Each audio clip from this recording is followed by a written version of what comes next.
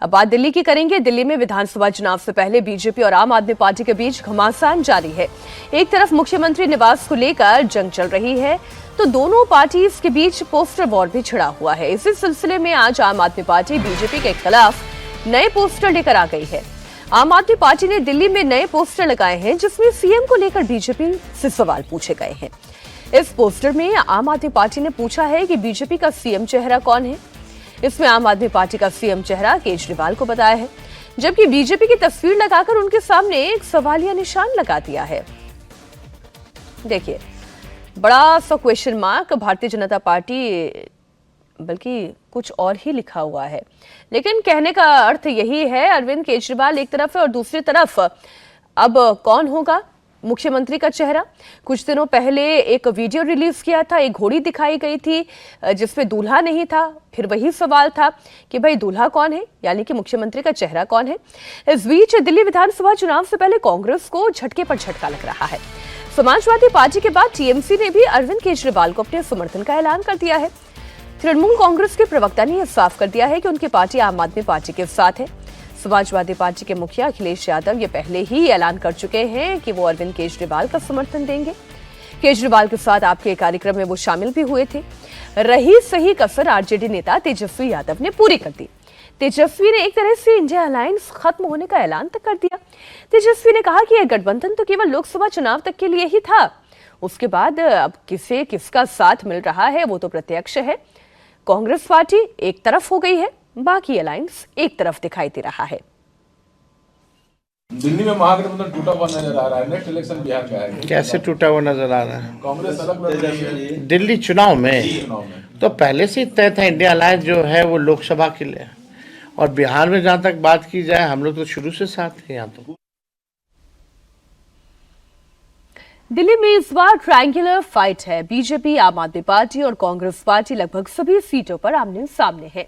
India गठबंधन के सहयोगी दल कांग्रेस के बजाय आम आदमी पार्टी का समर्थन कर रहे हैं। इस समर्थन से केजरीवाल को भले ही वोटों का कोई फायदा नहीं हो, लेकिन इससे ये साफ है कि इंडिया गठबंधन लगभग पूरी तरह बिखर चुका है। उद्धव ठाकरे की पार्टी भी खुलकर कांग्रेस का समर्थन नहीं कर पा रही है। टीएमसी के प्रवक्ता ने तो साफ कह दिया कि ममता की पसंद केजरीवाल है। आप हमारा दोस्त पार्टी है।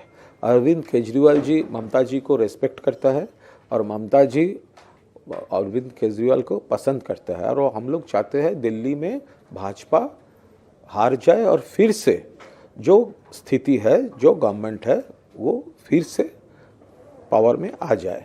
लेकिन इसका इक्वेशन में क्या क्या होगा, कैसे होगा, ये ममता जी फाइनली वो जो डिसीजन होगा ममता जी वो आपको बता देंगे। पिछले दो चुनाव में दिल्ली में कांग्रेस का खाता नहीं खुला है, इसलिए कांग्रेस इस बार काफी आक्रामक प्रचार कर रही है। साथ ही लोक लुभावने वादे भी कर रही है।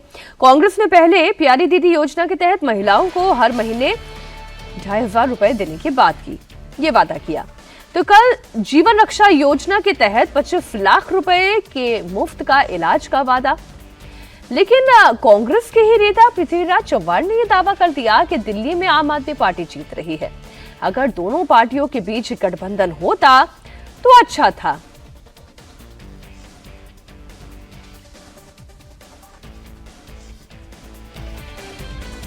दिल्ली चुनाव बहुत अहम चुनाव है। मैं समझता हूँ शायद वहां केजरीवाल जीत जाएंगे। कांग्रेस भी फ्रे में है, कांग्रेस भी चुनाव लड़ेगी।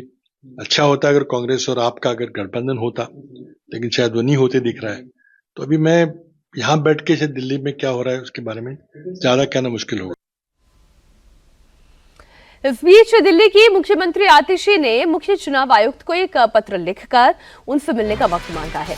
आतिशी ने इससे पहले 5 जनवरी को मुख्य चुनाव आयुक्त राजीव कुमार को चिट्ठी लिखकर मिलने का वक्त मांगा। अब ताज़ी चिट्ठी में आतिशी ने सवाल उठाया कि मुख्य चुनाव आयुक्त को उनसे मिलने में ऐतराज क्यों है। आम आदमी पार्टी केजरीवाल के विधानसभा क्षेत्र नई दिल्ली में वोटर लिस्ट में वोटर्स के नाम बड़े पैमाने पर काटने और जोड़ने का आरोप लगा रही है। केजरीवाल ने कल ही आरोप लगाया था कि बीजेपी ने दिल्ली के अपने 7 सांसदों को नई दिल्ली सीट पर फर्जी वोटर बनाने का टारगेट दिया है। इससे पहले आतिशी ने प्रेस कॉन्फ्रेंस कर नई दिल्ली में वोटर लिस्ट में घोटाले का आरोप लगाया। आतिशी ने कहा था कि लोगों के झूठे पहचान पत्र के साथ वोटर कार्ड बनाए जा रहे हैं। आतिशी ने यह भी दावा किया कि नई दिल्ली में नए वोटर्स के लिए 10,500 नए आवेदन आए हैं।